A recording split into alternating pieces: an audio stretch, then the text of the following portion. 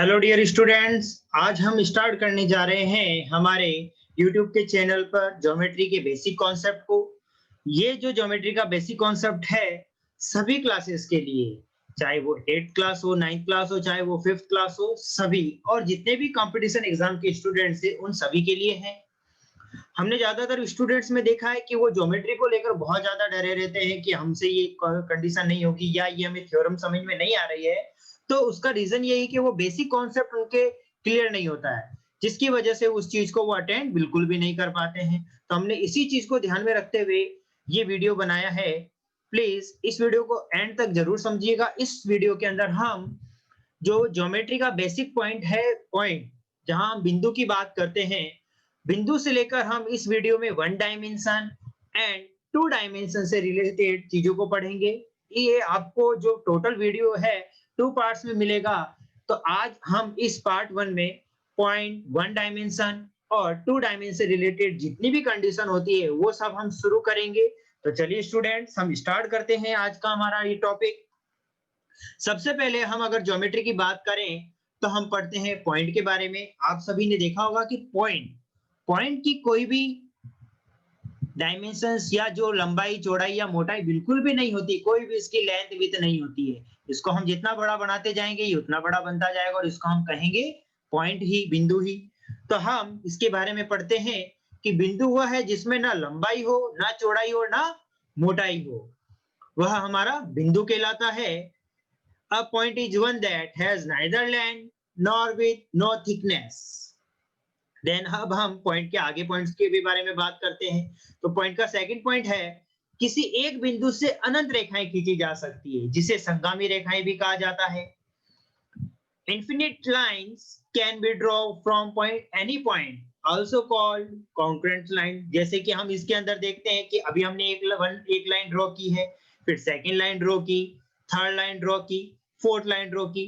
तो आप देख रहे हैं कि हमारे पास इसका एक पॉइंट है, वो है ये, जहां से हम बहुत सारी लाइंस को बना सकते हैं, खींची जा सकती है। और ये जो पॉइंट है ये वाला, तो इस जो हमारी इन सभी रेखाओं को जो ये पॉइंट से गुजर रही है, इन सभी जो रेखाएं हैं ये हमारी संगामी रेखाएं कहलाएगी, कॉन्ग्रुएंट लाइंस कहलाएगी। चलिए स्टूडेंट्स, अब हम आगे पॉइंट के बारे में डिस्कस करते हैं। और इसमें हमें बताया जा रहा है दो विभिन्न बिंदुओं से केवल एक रेखा ही खींची जा सकती है। Only one and only one line can be draw from two different point. जैसे कि आप यहाँ देख रहे हैं हमारे पास एक पॉइंट ए है, एक पॉइंट बी है। इन दो पॉइंट से हम केवल एक लाइन ही ड्रॉ कर सकते हैं।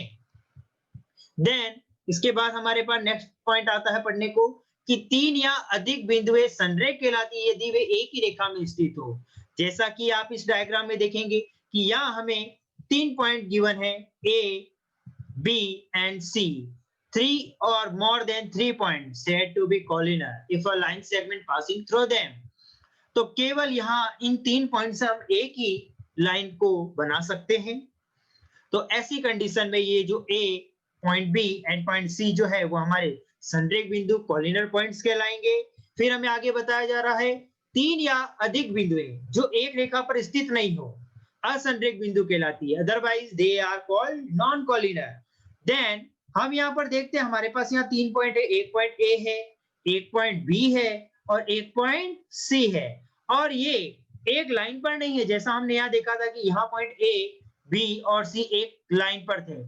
तो ऐसे में हमने इसको क्या कहा था, हमारा लाइन सेगमेंट जो यहाँ से जा रही थी तो ये संरेख बिंदु थी। लेकिन यहाँ हम देखते हैं कि ये तीनों पॉइंट हमारे पास अलग अलग है। तो ऐसी सिचुएशन में ये हमारे असंरेख बिंदु कहलाएंगे। A, B and C are non collinear points. Then हम हमारे अगले पॉइंट की तरफ बढ़ते हैं। पॉइंट्स के बाद हम बात करेंगे 1 डायमेंशंस की।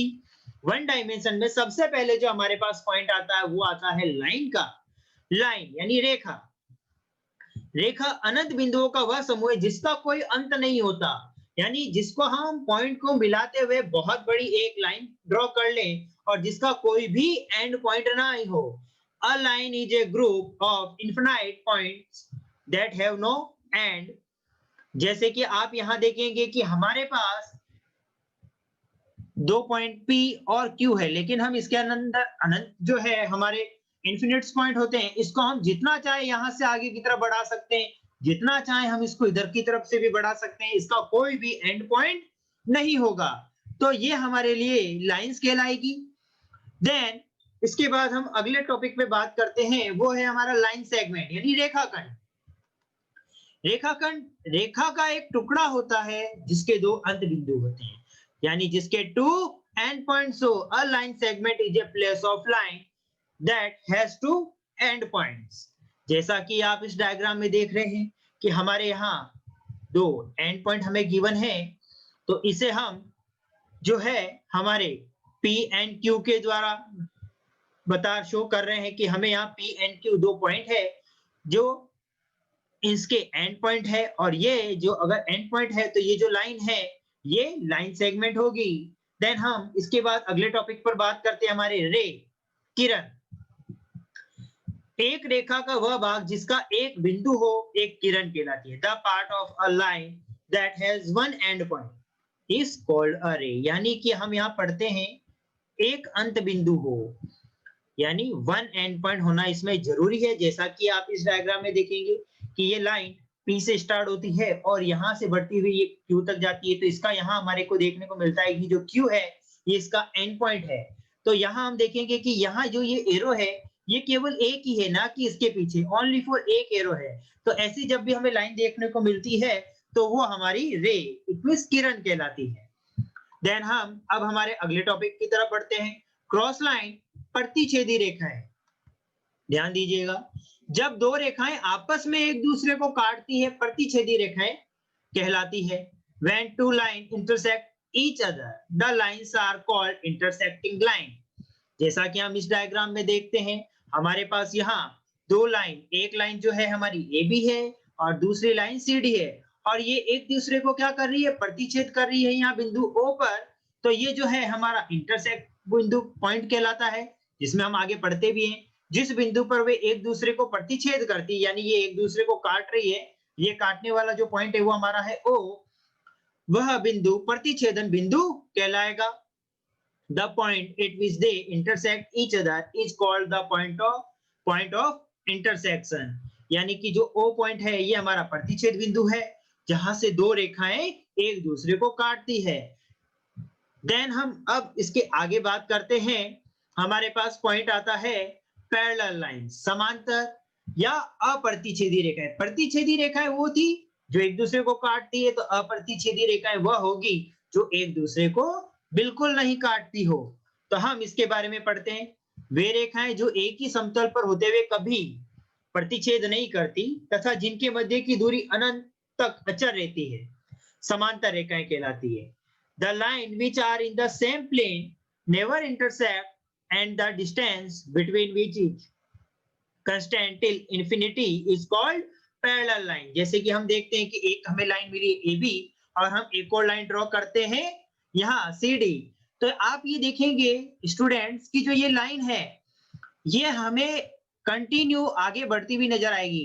कभी आपको ऐसा नहीं होगा कि ये लाइन इस तरह से जा रही है और ये लाइन इस तरह से जाके एक दूसरे को इंटरसेक्ट करें। हमने यहाँ पढ़ा है कि वे रेखाएं जो एक ही समतल में होते हुए कभी प्रतिच्छेद नहीं करती, एक दूसरे को इंटरसेक्ट नहीं करती है, तो वो हमारी पैरेलल लाइंस यानी समांतर रेखाएं कहलाएगी। तो हम ये कह सकते हैं AB समांतर है CD के, यानी AB पैरेलल है, और पैरेलल के लिए हम इसे इस साइन से डिनोट करते हैं।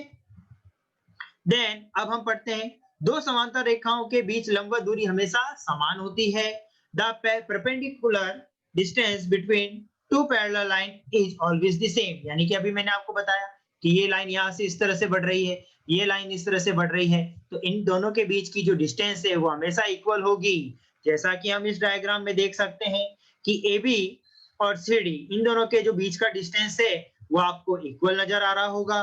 कभी भी ऐसा नहीं कि ये इस तरह से इधर जाए और ये इधर से इस तरफ जाए और एक दूसरे को इंटरसेक्ट करे। अगर ये इंटरसेक्ट करती तो इन दोनों के जो बीच का डिस्टेंस है वो कम होता जाता, लेकिन ये हमारी पैरेलल लाइन है तो इन दोनों के बीच का जो डिस्टेंस है वो हमेशा सेम इक्वल रहता है। अब हम अगले टॉपिक की तरफ बात करते हैं, हमारे ये भी हमारा AB पैरेलल होगा CD के।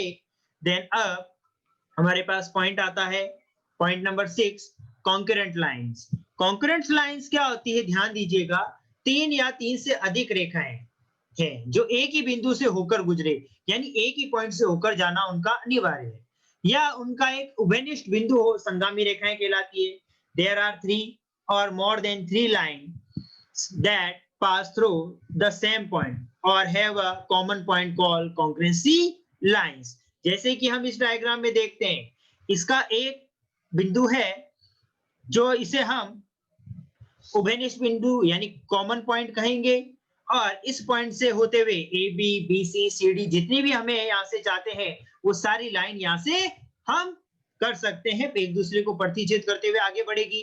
तो ये इसका जो बिंदु है ये उभयनिष्ठ कहलाएगा, और ये सभी रेखाएं जो है इसकी संगामी रेखाएं कहलाएगी।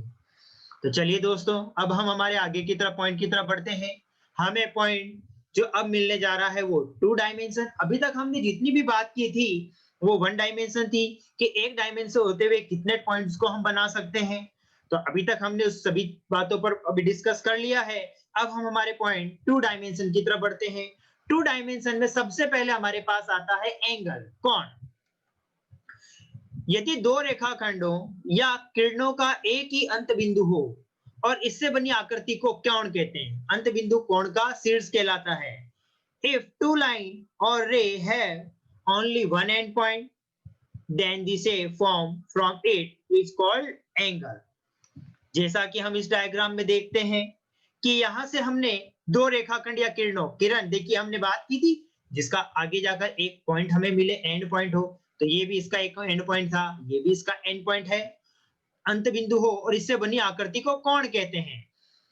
अंत बिंदु कोण का शीर्ष कहलाता है, यानी कि जो ये हमारे ए और जो बी यहाँ पर ये जो पॉइंट सी है ये हमारे इसके शीर्ष कहलाएंगे। तो एंगल में हमेशा 2 डायमेंशन, क्योंकि इससे पहले हम 1 डायमेंशन में ए बी की बात कर रहे थे, लेकिन जैसे ही हमने 2 पॉइंट को 2 डायमेंशन को 2 डायमेंशन को अगर हम ऐड करते हैं तो वहां से हमारे एंगल की शुरुआत हो जाती है, जिसे हम कोण एबीसी, एंगल एबीसी के द्वारा डिनोट कर सकते हैं। देन हम अब हमारे अगले टॉपिक की तरफ बढ़ते हैं, हमारे टॉपिक नंबर 2 जो है टाइप ऑफ एंगल्स, कि एंगल्स के कितने टाइप्स हैं। सबसे पहले हमारे पास आता है एक्यूट एंगल, न्यून कोण। वह कोण जिसकी माप 90 डिग्री से कम हो न्यून कोण कहलाता है। An angle whose measurement is less than 90 degree is called an acute angle। जैसा कि आप इसमें देख रहे हैं, अगर हम यहाँ पर बात करें अगर इस पूरे डायग्राम की, तो ये हमारा कंप्लीट डायग्राम जब ये बनेगा तो हम इसको 90 डिग्री का कोण कहेंगे, 90 डिग्री का एंगल कहेंगे। लेकिन हम इसके अंदर बात कर रहे हैं एक्यूट एंगल की, तो आप देख रहे होंगे ए बी एंड सी, ये यहां से केवल एक इतना एंगल बना रहा है और जो कि 90 डिग्री से कम है। तो हम कह सकते हैं एबीसी, यानी कि एंगल एबीसी जो है वो स्मॉल है 90 डिग्री से।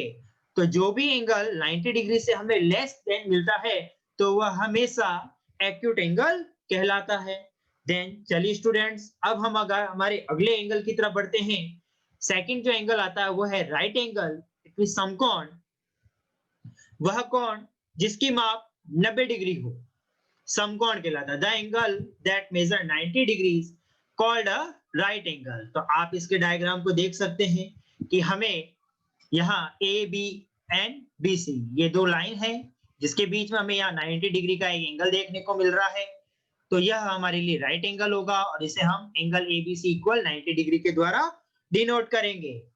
चलिए स्टूडेंट्स, अब हम हमारे आगे टॉपिक पर बढ़ते हैं। ऑब्ट्यूज एंगल, अधिक कोण। ध्यान दीजिएगा, 90 डिग्री से जो स्मॉल था, लेस देन था, तो वो हमारा एक्यूट एंगल था। इसके बाद हमने 90 डिग्री एंगल की बात की जो कि हमारा राइट एंगल बनता है। और ऑब्ट्यूज एंगल, अधिक कोण, वह कोण जिसकी माप 90 डिग्री से अधिक तथा 180 डिग्री से कम हो अधिक कोण कहलाता है। An angle whose measurement is greater than 90 degree and less than 1 entry is called an angle। जैसे कि हम इस डायग्राम में इसे देखते हैं कि अगर यह एंगल केवल यहां तक होता तो हम ये यहां तक होता तो हम इसे 90 डिग्री का एंगल यानी राइट एंगल कहते, लेकिन ये एंगल हमें यहां तक जाता हुआ नजर आ रहा है ए बी एंड सी, जो कि एबीसी जो हमारा एंगल है वो यहाँ पर हमें बताया गया है कि एंगल एबीसी 90 डिग्री से अबव यानी बड़ा है, बट 180 डिग्री से लेस देन है यानी छोटा है। तो ऐसी सिचुएशन को हम ऑब्ट्यूस एंगल अधिक कोण कहेंगे। तो चलिए स्टूडेंट्स, अभी तक हमने 3 एंगल के बारे में डिस्कस कर लिया है। अब हम हमारे अगले एंगल की तरफ बढ़ते हैं। अगला एंगल जो है हमारा स्ट्रेट एंगल, रिजु कोण। वह कोण जिसकी माप 180 डिग्री हो उसे रिजु कोण या सरल कोण कहते हैं। An angle that measures 180 degree is called an straight angle और अ सिंपल एंगल। देखिए इसका हमारे पास डायग्राम, हम बिल्कुल एक स्ट्रेट लाइन जो हमारे पास है ए बी एंड सी, और यहाँ हम देखते हैं कि हमें ये एक कंप्लीट यहाँ पर इस तरह से एंगल देखने को मिलता है, ये हमारा 180 डिग्री होता है। तो हम एंगल एबीसी जो है हमारा 180 डिग्री होगा। देन अब हम हमारे अगले एंगल की तरफ बढ़ते हैं, वो है हमारा रिफ्लेक्स एंगल। ध्यान दीजिएगा, रिफ्लेक्स एंगल क्या है हमारा? वह कोण जिसकी माप दो समकोण 180 डिग्री से बड़ा हो, यानी कि इसकी वैल्यू हमेशा 180 डिग्री से बड़ी होगी, तथा चार समकोण यानी कि 490 डिग्री एंगल 360 डिग्री से छोटा हो उसे प्रतिवर्ती कोण कहते हैं।